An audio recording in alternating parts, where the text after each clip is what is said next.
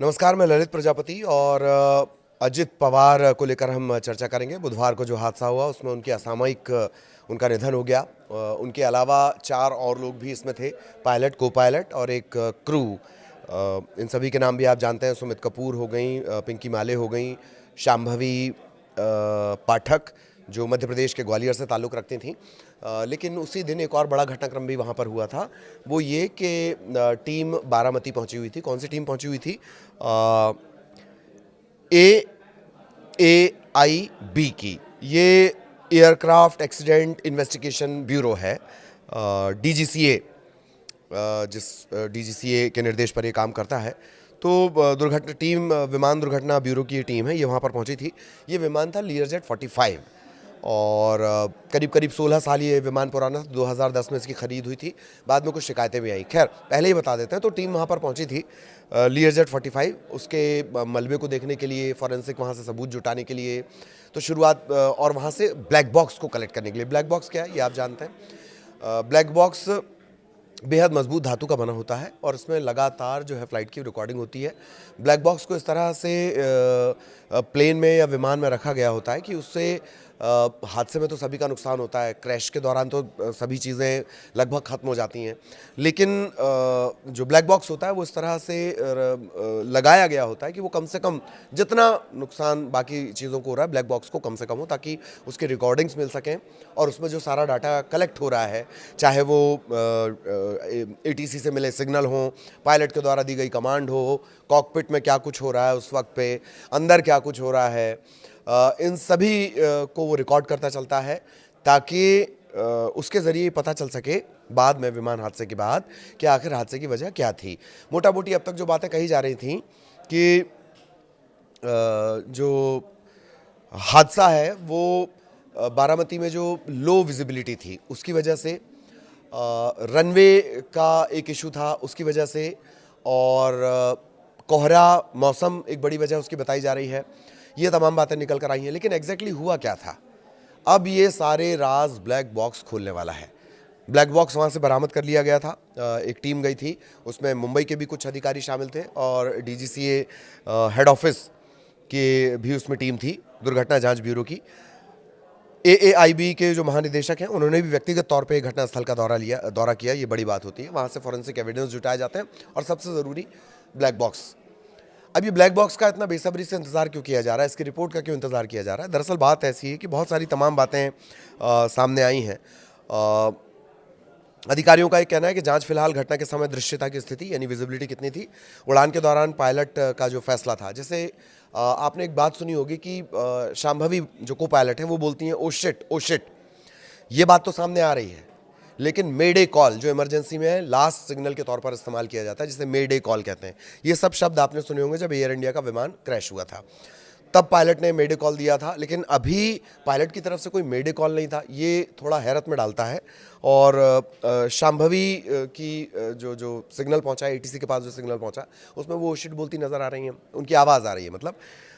तो बारामती हवाई पट्टी पर जो इस तरह के फ़्लाइट के संचालन है, उनके लिए प्रॉपर संसाधन थे, नहीं थे। अभी तक ये बात भी सामने आई है कि उतने संसाधन नहीं थे बारामती का जो एयर हवाई पट्टी थी वहाँ पर, जहाँ इस विमान को लैंड करना था। विमान ने एक बार लैंडिंग की कोशिश की, फिर वो ऊपर उठा और दोबारा जब वो लैंडिंग की कोशिश कर रहा होता है तब वो क्रैश हुआ है। ये अब तक की जानकारी है। तो ये भी देखा जाएगा कि रनवे पर विमान कैसे बेकाबू हुआ, क्या रनवे की कोई गलती है? अभी तक ये बातें सामने आई हैं। लेकिन सबसे महत्वपूर्ण ब्लैक बॉक्स जो वहाँ से रखा गया है। एयरलाइन में कुछ रिकॉर्ड, एयरलाइन से कुछ रिकॉर्ड मांगे गए हैं। एयरलाइन जो इसे संचालित करती थी और उसके जो ऑनर हैं उनका भी आपने बयान बीच में सुना होगा। उनसे कुछ रिकॉर्ड मांगे गए हैं। Air frame, engine logbook, engine की लॉगबुक, रख रखाव, निरीक्षण हिस्ट्री। मतलब हर बार फ्लाइट से पहले उसे चेक किया जाता था और बार बार एक शेड्यूल्ड चेकिंग होती है, टेक्निकल चेकिंग आप इसे समझ लीजिए विमान की। तो वो हुई थी, नहीं हुई थी, कब हुई थी? क्योंकि 16 साल पुराना ये विमान था और ये हमने आपको बताया है कि बॉम्बार्डियर कंपनी का ये विमान था। और इसके द्वारा ये कहा गया कि विमान पूरी तरह से सही था, हालांकि विमान 16 साल पुराना है। बीच में ये बातें भी आई कि उसको लेकर कई शिकायतें थीं। तो अब सबकी नज़रें टिकी हुई हैं कि वो जो ब्लैक बॉक्स वहाँ से बरामद किया गया था उसमें क्या कुछ निकल कर आता है, क्योंकि बीच में इस तरह के आरोप लगे हैं, सोशल मीडिया पर इस तरह की बातें चली कि बहुत सारे मतलब कोई भी नहीं बचा, उन 5 लोगों में से किसी की भी जान नहीं बची, पर कुछ दस्तावेज़ वहाँ पर मिले हैं और वो दस्तावेज़ बच गए। लाल कलर के वो किसी फाइल का जिक्र हो रहा है बार बार। उधर ममता बनर्जी ये कह रही हैं कि इसकी एक हाई लेवल जांच होनी चाहिए, इस पूरे घटनाक्रम की हाई लेवल जांच होनी चाहिए। एक और बात, शरद पवार ने जो सबसे पहला रिएक्शन दिया था उसमें यही कहा था कि ये एक हादसा है, ये एक एक्सीडेंट है, इस पर राजनीति नहीं होनी चाहिए। पर सवाल चूंकि उठते हैं तो ममता बनर्जी ने सवाल उठाया है। इसके अलावा सोशल मीडिया पर इस तरह की बातें कही जा रही कि आखिर कैसे, और एक लंबा चौड़ा इतिहास भी गिनाया जा रहा है कि फला नेता की जान चली गई, फला नेता की जान चली गई, अलग अलग थ्योरीज इसको लेकर बन रही हैं। लेकिन इन सब सवालों के जवाब है उस ब्लैक बॉक्स में जो दुर्घटना जांच ब्यूरो के पास है। और जब दूसरी लैंडिंग की जा रही थी तब ऐसा क्या हुआ? पायलट मेडे कॉल नहीं करता है और को पायलट की आवाज़ आती है ओ शिट करके, क्यों आती है? जब आप विमान, आमतौर पर अगर विजिबिलिटी का इशू होता है या लैंडिंग में दिक्कत होती है तो विमान को ऊपर ले जाया जाता है, वापस ऊपर ले जाया जाता है। इसे टेक्निकली मैं भूल रहा हूँ क्या कहा जाता है, लेकिन विमान को वापस ऊपर ले जाया जाता है और फिर से कोशिश की जाती है। तब भी अगर लगता है तो फिर विमान को वापस जहाँ से वो उड़ा था या जो नियरेस्ट एयरपोर्ट हो वहाँ पर उसे लैंड करवा दिया जाता है। ऐसा तो कुछ भी नहीं हुआ। हालांकि दोनों के बीच 256 किलोमीटर का कुछ डिस्टेंस है, जो नॉटिकल माइल में कुछ अलग है, 100-125 के आसपास ही बताया जा रहा है। बारामती और मुंबई जहाँ से ये प्लेन उड़ा था। तो अब सबकी निगाहें टिकी हुई हैं उस ब्लैक बॉक्स पे कि आखिर उसमें से क्या निकल कर आता है।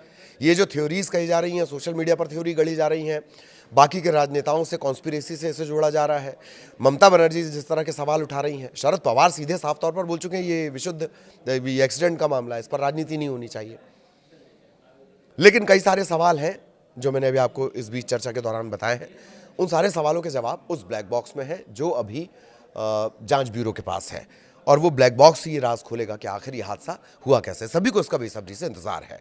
जैसे ये रिपोर्ट आएगी हम भी आप तक पहुंचाएंगे। नमस्कार।